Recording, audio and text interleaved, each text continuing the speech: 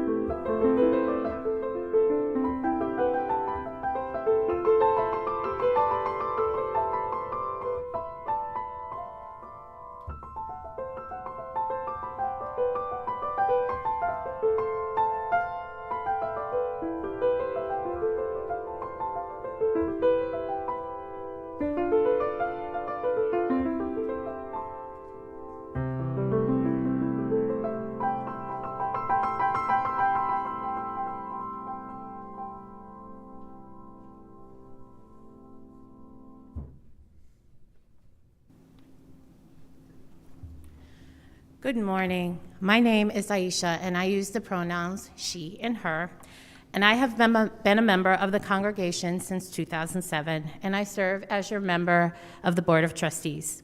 It is my pleasure to welcome you here this morning. If you're here for the first time, thank you for joining us. We look forward to getting to know you. One of the board's main responsibilities is ensuring the long-term health and future of our congregation. We are now halfway through Reverend Cooley's first year as our interim minister, and we would like your input before we start to make a decision about what will follow her time here. We invite everyone to a workshop on Saturday, April 16th, beginning at 10 a.m. to discuss options such as beginning the search for a new minister and calling either a developmental or settled minister. We also invite you to talk with me or other board members about any thoughts and questions that you may have. You will receive a link via email for the meeting, which as of now will be held in person and also streamed most likely on our Unity Temple's YouTube channel. So I would invite you now to enjoy the service.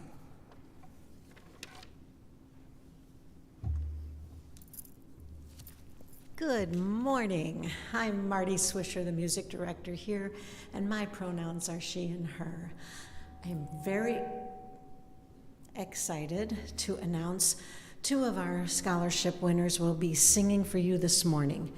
Emma Meehan and Troy McConney are here from Fenwick High School, and they are two of the three winners from our competition that was held right here in this sanctuary on March 12th. Our third winner, Emily Churchhouse from Oak Park River Forest, will be performing for you in April. But I want you to know that these $1,000 scholarships that were awarded to these young people to be applied to private voice instruction are supported by your tickets that you purchase for the Spring Music Festival. We're actually going to start selling those tickets in person here today, and you can get them online, but just know that those $15 for that ticket really, really helps us a great deal. And you know, when I say to you, can you go to the Spring Music Festival, here's a ticket, and they say, I don't know, I might be busy. You know what my response is? That's okay. Would you like to buy a ticket? So you'll be able to appreciate what we do when you see these two wonderful young people sing for you today.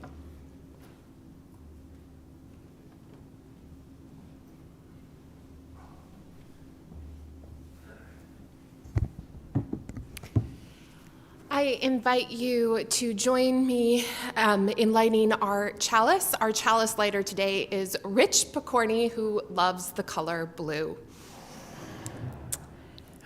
We are Unitarian Universalists. This is the church of the open minds, the loving hearts, and the helping hands. We take care of the planet Earth and each other.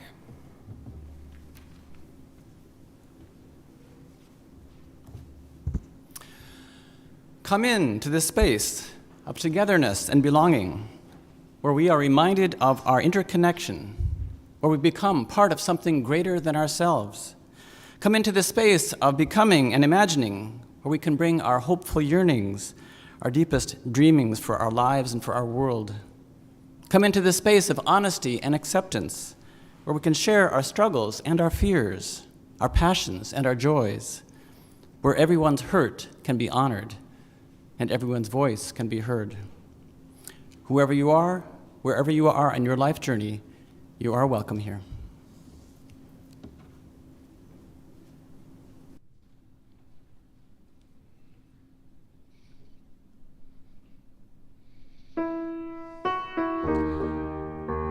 Excuse me, I forgot. I am so happy to invite you to open your hymnals, the teal hymnals, and join me in singing hymn number 1007, There's a River Flowing in My Soul. Pardon me, Betsy.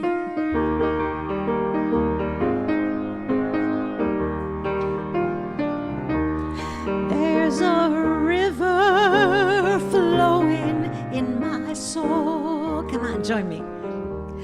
There's a river flowing in my soul. Oh, that's right, we stand. Go. And it's telling me that I'm somebody. There's a river flowing in my soul. There's a river flowing in my heart.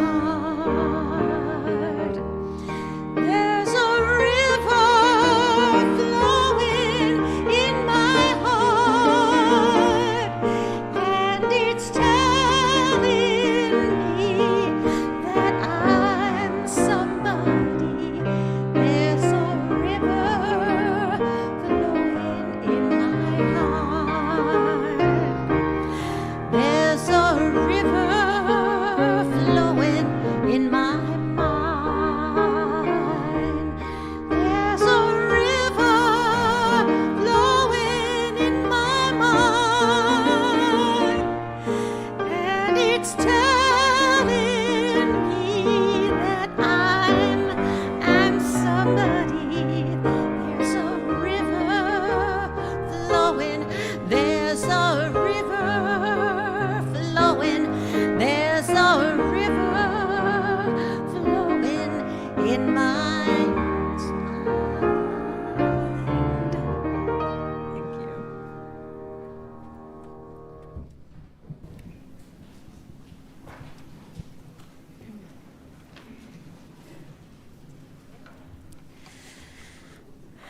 Please join us in the words of our covenant. It's found in your order of service, sorry. Love is the doctrine of this congregation. The quest for truth is its sacrament, and service is its prayer. To dwell together in peace, to seek knowledge and freedom, to serve humanity in fellowship, to the end that all souls shall grow into harmony with the divine. Thus do we covenant with each other and with God.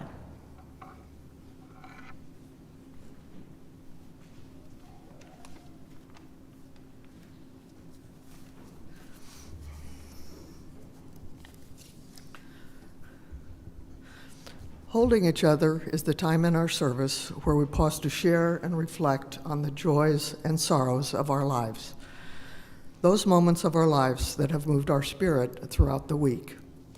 As a community whose mission commits us to inspiring compassion in our lives and in our church, we wish to companion you and sit with you in times of joy and sorrow.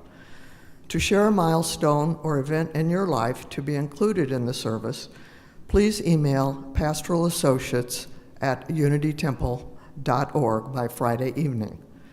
In the sanctuary, you may light one of the candles on this chalice table before the service as a symbol of remembrance or celebration. Online, you may share joys and sorrows in the live chat. This week, Angela Romito shares 2 milestones. She writes, "My son, Edward Rahman Khan, would have been 6 years old on Thursday, March 24th. I cherish the few short hours I had with him on this earth. I love you, my heart son. After losing Edwin, I was told that I would not carry a child to term, yet my daughter, Nico Valentine Romito, sits here with us today. She's my little probabilistic anomaly, or as others might say, a miracle. She celebrated 2 laps around the sun on Tuesday. I knew she would be tough, but she is so much more. She's precocious, kind, and loves with abandon. She has been my beacon during these dark times. I'm so grateful to be her mama. I look forward to watching her continue to grow, wrapped in the warm arms of the Unity Temple congregation." Alice O'Cray shares that her eldest daughter, Claudia Louise Brent Oosthausen, transitioned into stardust this past Monday, March 21st, from complications of cancer, which caused multiple blood clots. Her father, Claudio Brent, predeceased her. There is a lit candle on the chalice table in memory of Claudia. She was a pianist, composer, piano teacher, daughter, wife, mother, sister, and aunt. Several of Claudia's compositions from her album, Playing in the Dark, can be found on YouTube. Please hold Alice's family in your heart. Also, please hold long-term member Betty Jacobm in your hearts. Betty's son Keith was tragically killed in a car accident on Wednesday night. Keith was in his 60s and in good health. This is a very sad time for their entire family. Violence touches the lives of many people both inside and outside our community, as well as in the wider world. We hold in our hearts all those whose lives have been impacted by violence as either victims or perpetrators. We pray for peace.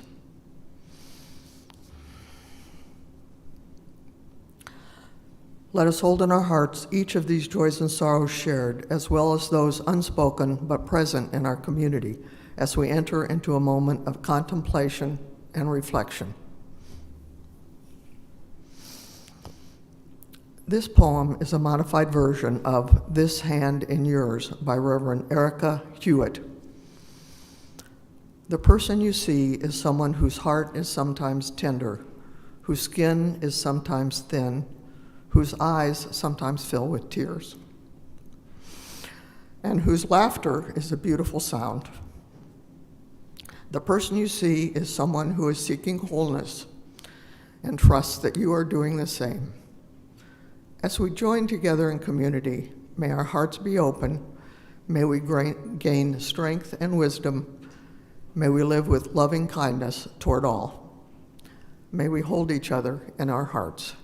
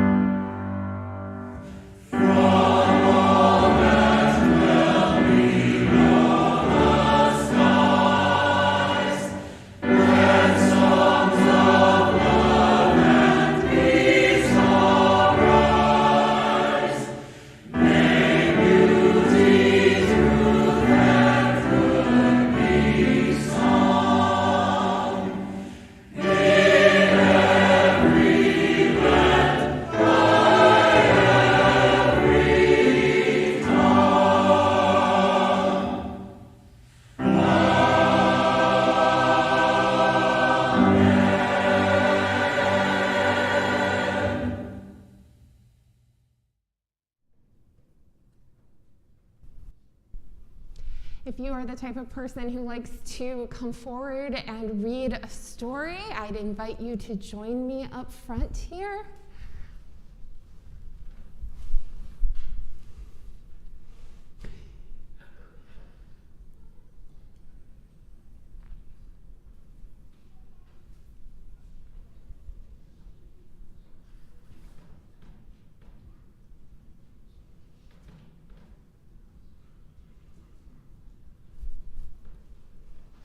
Hi. You have a fantastic dress. Can you twirl with it? Does it like go around? No? Okay.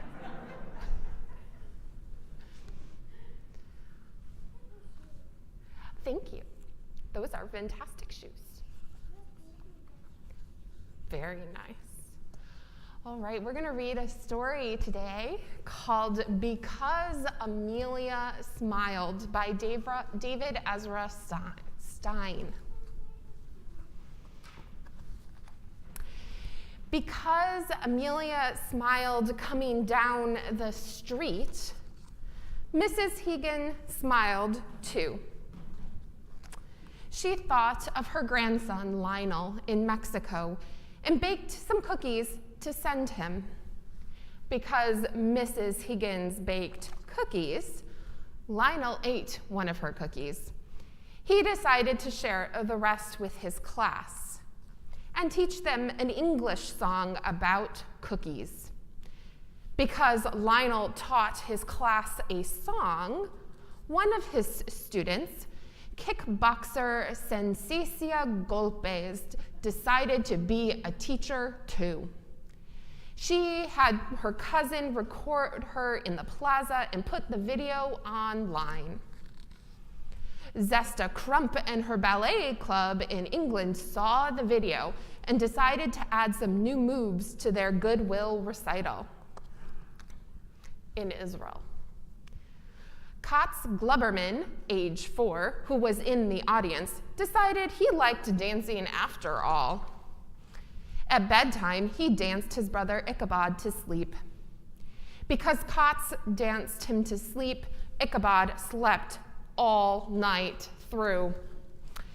In the apartment next door, Betty Marlinspike, glamorous rumba queen, got a great night's sleep.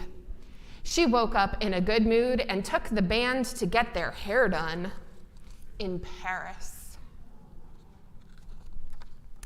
The band felt so fancy, they gave a free show on the Pont Neuf. On the barge below, Gregor, the ex-clown, listened and sighed. Their love song, Con Corazon Intacto, reminded him of his old flame, the amazing Phyllis, who lived in Positano, Italy. The next morning, he bought a bouquet to send to her with a note that said, "Phyllis, after all these years, will you marry me?" Phyllis was so happy she threw roses from a high wire. She was caught on film by a TV crew that was doing a story on stray cats. Back in New York City, Lydia Frittata saw Phyllis on TV while making pizzas on Carmine Street. On the subway home, she began a scarf of roses for her niece Pia Maria. She sat across from Pigeon Man Jones. He watched her and remembered his dear old grandma who loved to knit.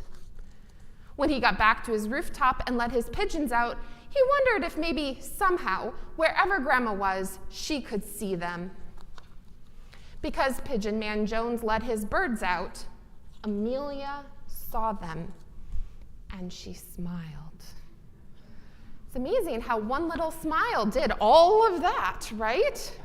Reminds us that even the smallest things we do make big differences in the world, right? Yeah. Making small speeches could change the world. You're right, making small speeches could certainly change the world. You are absolutely right. Thank you for that. All right, you can go back to sit with your parents now. I enjoyed having a story with you all.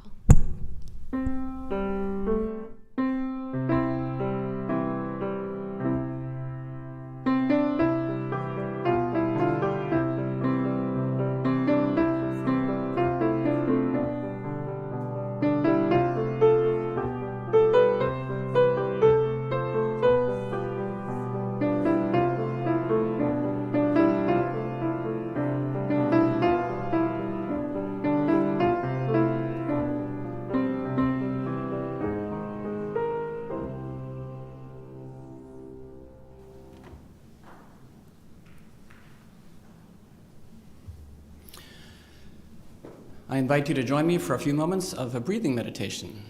Feel free to sit comfortably. If you would like to close your eyes, you're welcome to do that as well. And without changing anything else, simply notice that you are actually moving, that your body is moving because you're breathing. Just notice your breath. That movement in your chest keeps you alive. It sustains you. Breathing in, breathing out.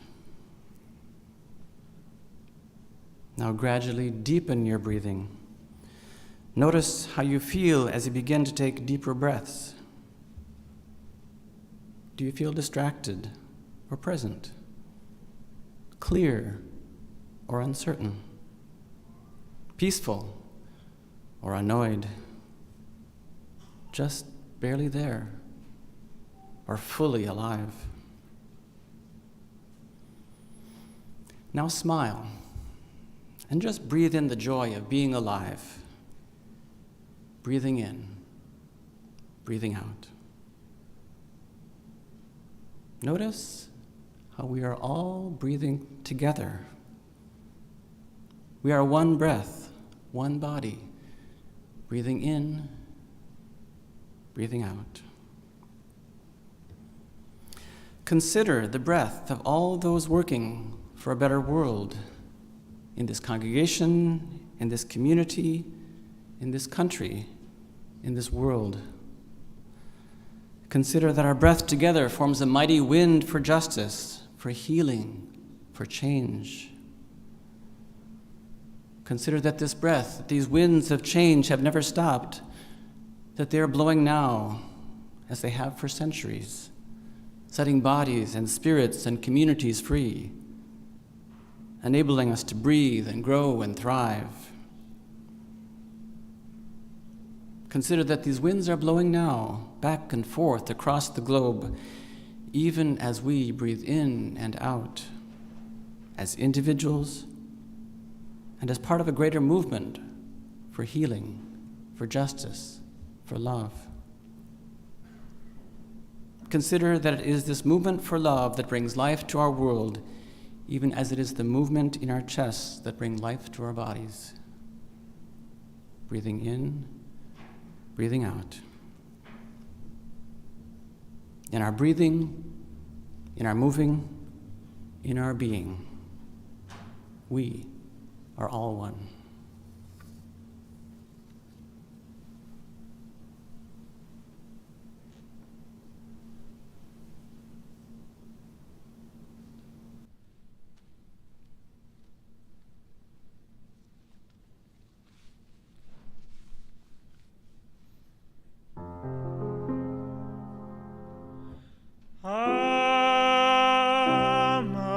Amarili mia bella, non credio del mio cor, dolce desio,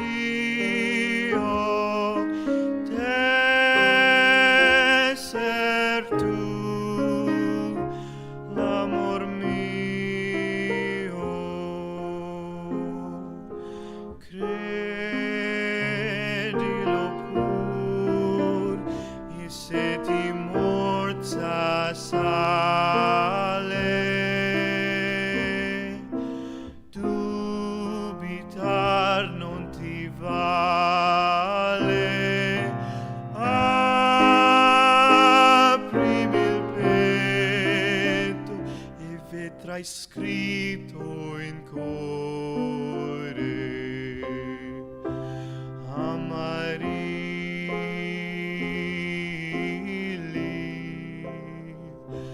Amarili,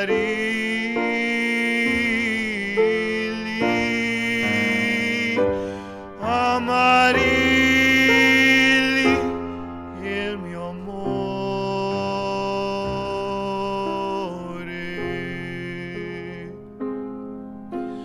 Credilo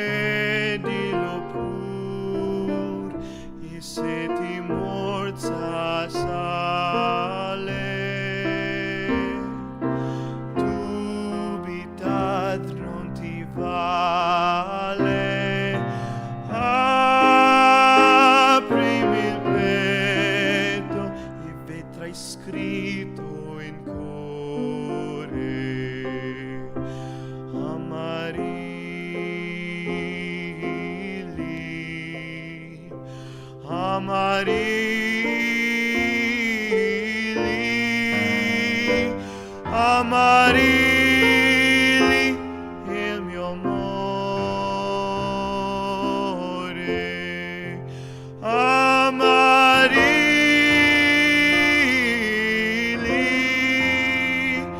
il mio amore.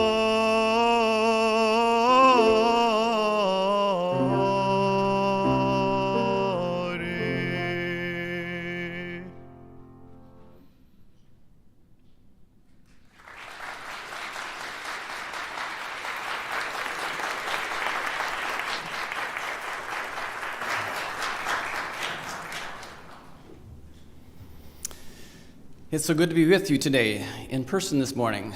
Between my personal leave and the pandemic, this is the first sermon I've preached in person in well over 2 years, so it's so nice to be with you, seeing new faces and old. I don't know about you, but I've been struggling a bit these days. Some of it has been the weather. Spring is always a bit of a tease. One day it can feel like spring is here already and it's practically summer, and the next day it can feel like winter is never going to end. I went to Indiana Dunes on Monday with a friend, and I was actually hot hiking around in my t-shirt. And a few days later, I'm back in my winter coat and gloves and warming my toes at my space heater in my house.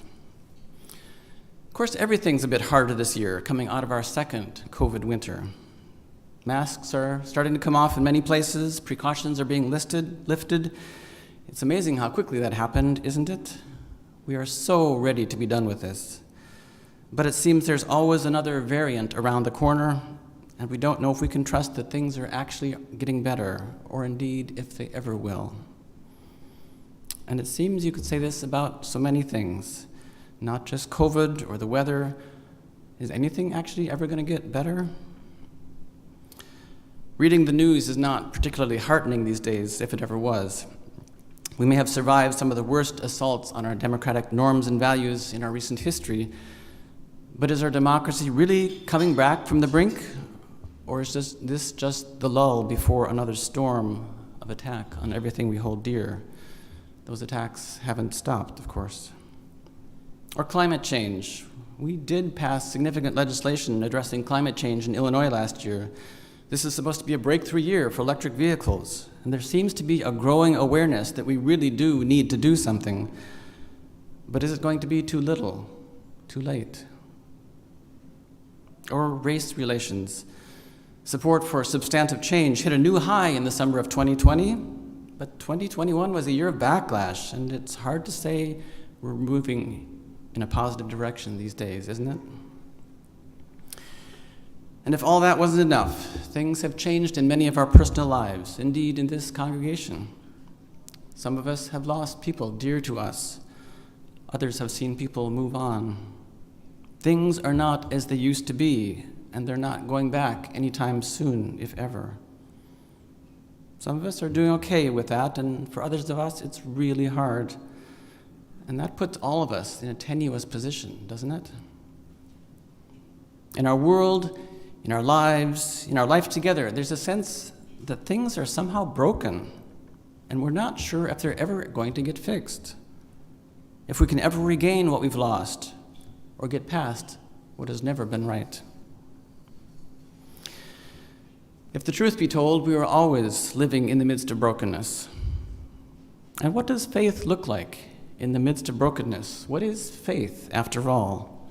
If renewing our faith is our theme this month, what is that faith that we're renewing? What is that river that's flowing in our souls? Is it that everything's okay or is going to be okay? Or is it something else?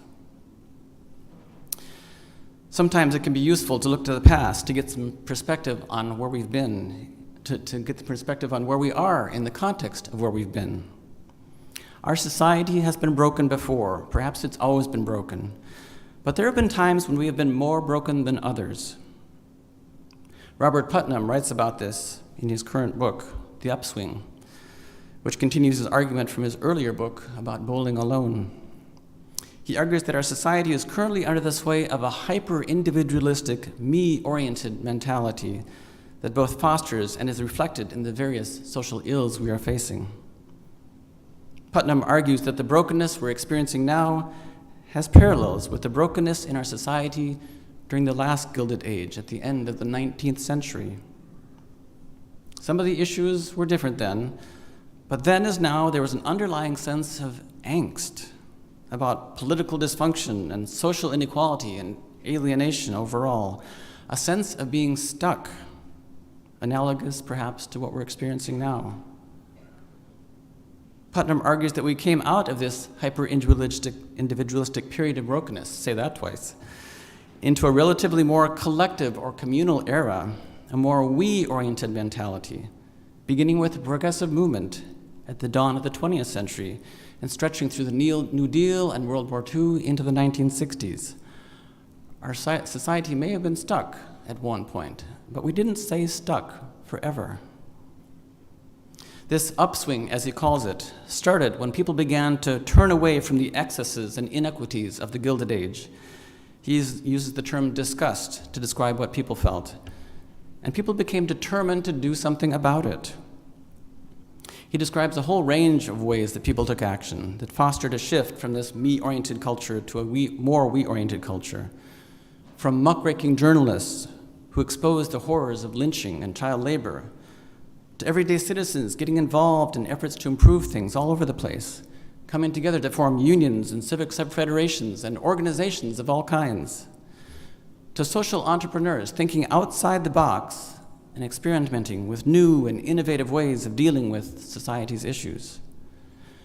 Putnam describes it as an uprising of pragmatic hope, grounded in a growing and shared sense that we are all in this together, and we can do something together. It was an extended upswing that led to the monumental progressive reforms like women getting the right to vote and the direct election of senators, the banning of child labor and the creation of labor unions, the introduction of the minimum wage and the 40-hour work week, Social Security and unemployment insurance, things that were politically unimaginable even just a few years prior. It didn't happen all at once, but there was a significant and sustained shift over time from an excessively me-oriented culture to a relatively more we-oriented society. However, partially and imperfectly, we rediscovered for a while that ancient truth, or perhaps you could call it faith, that we are all connected, that we're all in this together.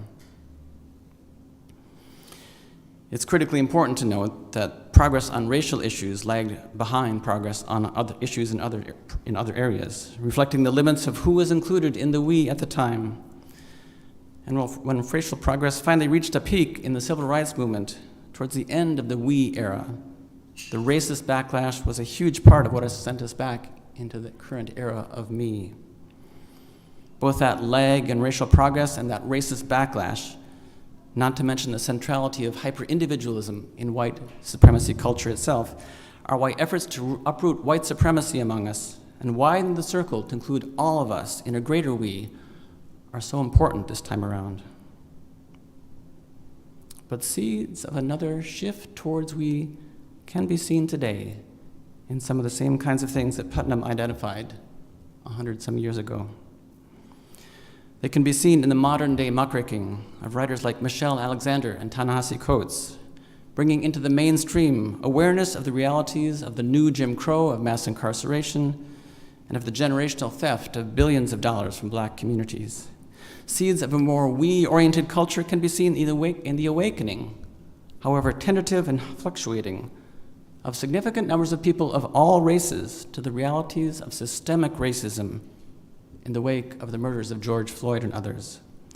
Seeds of a more collective culture can be seen in the growing awareness that the 1% keep getting richer while the 99% keep falling behind, in the unwillingness of more and more people to continue working in high-stress, low-paying jobs, in the upswing of labor activism. Seeds of a more community-oriented culture can be seen in the rise of new movement organizations, from Black Lives Matter to Me Too and Indivisible, unions and mutual aid groups of all sorts springing up all over in every part of the country. Seeds of a more interconnected culture can be seen in the growing awareness of the climate crisis and in the rise of youth activism with leaders like Greta Thunberg. As Bill McKibben points out, she is not alone. There are thousands of Greta Thunbergs on every continent stepping up to lead, and millions of young people following them. Seeds of a culture that includes all of us can be seen in the pragmatic yet prophetic experimentation and innovation happening towards less punitive and more restorative or transformative forms of justice and public safety, in efforts towards at least a more enlightened form of stakeholder capitalism, if not the possibility of a more democratic economy geared towards taking care of people and the planet and not just profits. In experiments like community organizing and deep canvassing that go beyond trying to convince each other into submission and towards really hearing each other and inviting each other into reflecting on what we really value and what we really want for the people in our lives and in our communities. I see all these efforts as rooted in a faith that affirms that we are all connected, as the message for all ages so brilliantly illustrated. We are all connected. We are all in this together. All these efforts are rooted in a faith that affirms that a better world is possible, that something new is always possible. Not for sure, but possible. Or as Emily said a few weeks ago, probably possible. That something new may not always be exactly what we're looking for. We may need to let go of some of our expectations, especially in terms of timing. Each spring, I look forward to the green grass and leafy trees and warm weather. Okay, to be honest, I'm actually looking forward to summer. Yet at this stage, what we have is often a lot of rain, like we did this week. And as I walk through the park, everywhere there were worms, actually wormholes, coming up through the soil and making things muddier than ever. We all know we need rain, even when we don't appreciate it. We also need those worms, digging up the soil, aerating it so the grass can grow again. In our lives, we may need people or situations making us dig deep, making us work things through, loosening things up, creating space for something new, even if we don't love the messiness of getting there. Another thing I noticed on one of my walks this week was a flock of geese, several flocks actually, flying south. Think about that. It wasn't until later that I realized that geese would normally be flying north this time of year, and it made me wonder, do they know something I don't? The same could be said of the birds who sang so happily as I struggled with my springtime angst, or the trees budding so hopefully as I grumbled about the cold. Do they remember something I'm forgetting? Part of faith may be admitting that we don't always know everything. Part of faith may be remembering that things are not always what they seem.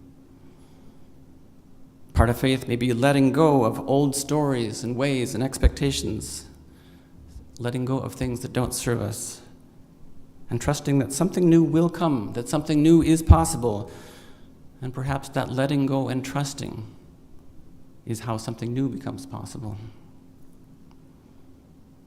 Perhaps the deepest thing we need to let go of is our fear that nothing really is possible anymore. Fear that our world is irreparably broken.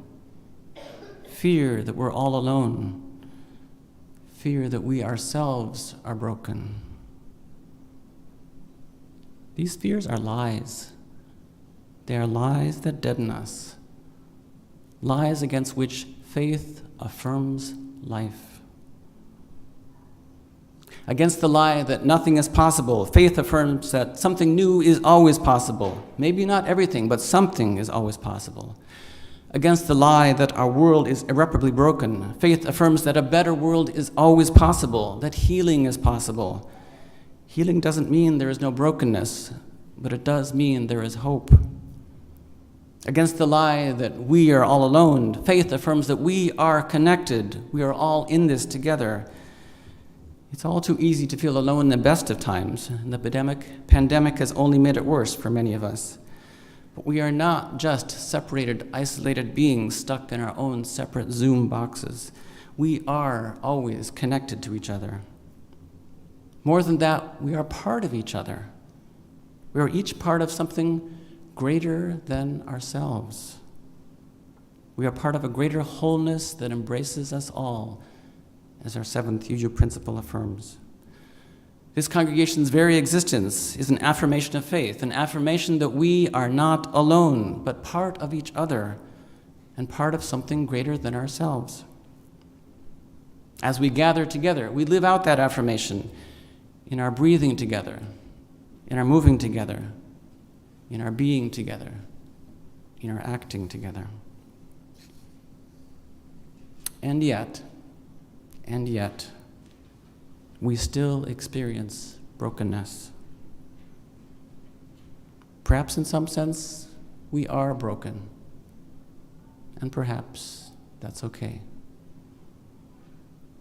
Perhaps who we are is a community of broken people who find wholeness together.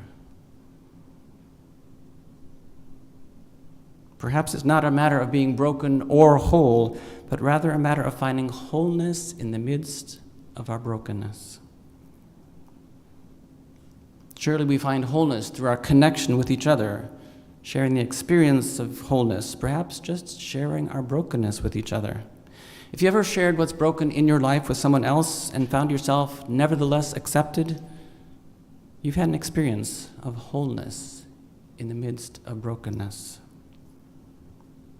Surely that's what restorative justice is all about, affirming that none of us is simply the worst thing we've ever done, countering the lie that we are defined by our brokenness, by affirming that everyone is human and everyone deserves a chance to make amends.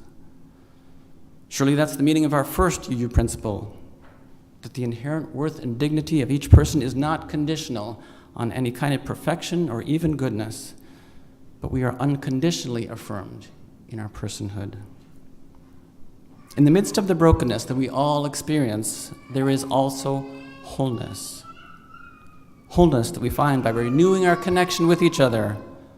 Wholeness in being part of something greater than ourselves. Wholeness that makes something new always possible. These affirmations of faith can give life in the face of the fears and the lies that deaden us. And as with the rain and the worms that make things muddier than we would like, we may need to let go of some of our expectations to receive life as it is offered to us. Perhaps that letting go is part of faith. As with those geese inexplicably flying south in the springtime, it may seem like everything is headed in the wrong direction in our world, but I suspect they will turn around at some point. Perhaps that suspicion is faith. As with the birds, always singing despite all the things that we trouble ourselves with, perhaps we can remember and trust that there are always things worth singing about. Perhaps that remembering and trusting are forms of faith. And as with those buds on the trees, and even when it's below freezing out today, may we always be open to the possibilities of new life present in each and every moment. Blessed be.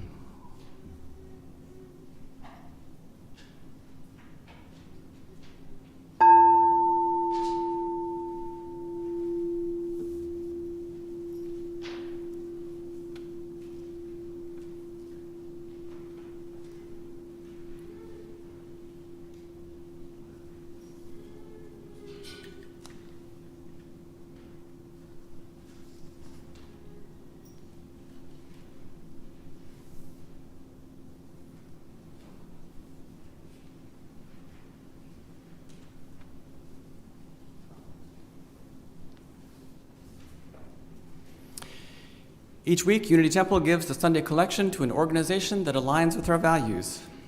This Sunday's collection will benefit the UU Advocacy Network of Illinois, of which Unity Temple is a part, and which I co-lead with Reverend Karen Mooney. UUNI supports Unitarian Universalists coming together to work for justice, beloved community, and a healthy planet, putting our deepest values into effective action. We build and strengthen connections among us, affirming that we are not alone in dealing with the challenges that face us, but that we can do something about them together as part of a larger movement for justice that is blowing across our nation and around the world. You may donate by placing cash or a check in one of these circulating baskets during the service, by sending a check to the Unity Temple office with UUANI on the memo line, by texting 73256 with the message UTUUC and the dollar amount, and the dollar amount and selecting offering, by using the camera on your phone to scan the QR code on the screen during the offertory, or you can give at the Unity Temple website. May whatever modality you choose, may what you give bring you joy.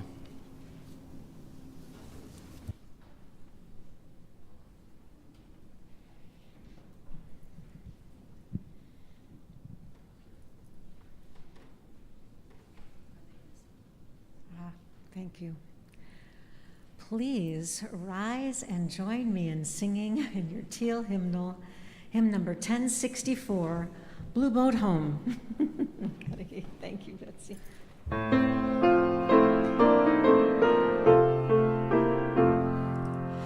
Though below me I feel no motion, standing on these mountains and plains, far away from the rolling ocean, till my dry land heart can say, I've been sailing all my life now, never harbor or port have I known. The wide universe is the ocean I travel, and the earth is my blue boat home.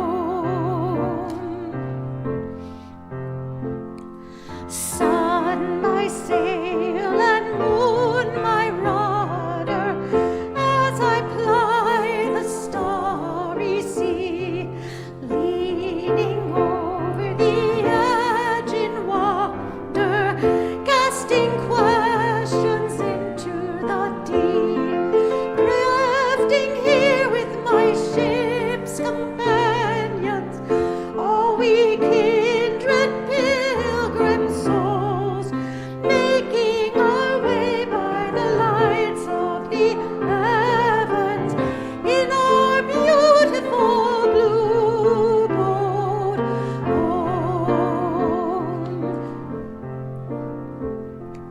I give thanks to the waves upholding me, hail the great winds urging me on, greet the infinite sea before me, sing the sky my sailor song. I was born upon the fathoms, never harbor or port have I known. The wide universe is the ocean I travel, and the earth is my blue boat home.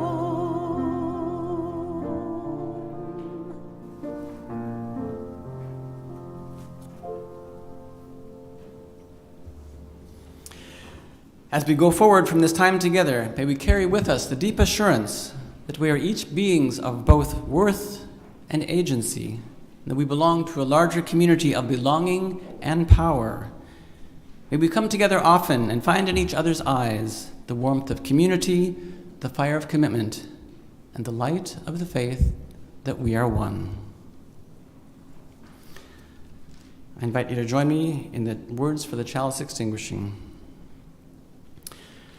Carry the flame of peace and love until we meet again.